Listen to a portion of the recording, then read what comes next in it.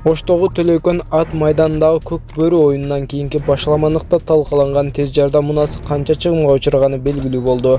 Ош облустук санитардык автобазасы мамлекеттик ишканасынын жетекчиси Байыш Маматовдун айтымында, атайын көз карандысыз эксперттер дайындалып, тез жардам мунаасынын чыгашасын 667 000 сом деп аныкташты. Чыгашанын ордун коомдук коопсуздукту бузган деген жүйөө менен кармалган 11 жаран төлөйт. Ат майданда ызы чуу салгандар тез жардам кызматынын унаасына таш ыргытып, айнегин талкалашкан. Кече талкаланган тез жардам унаасы ушундан не күнөө дейм да туугандар. Бул кыркчылыктын туу чокусу да жөндөн эле жапжаңгай келген унааны талкалап коюшту да.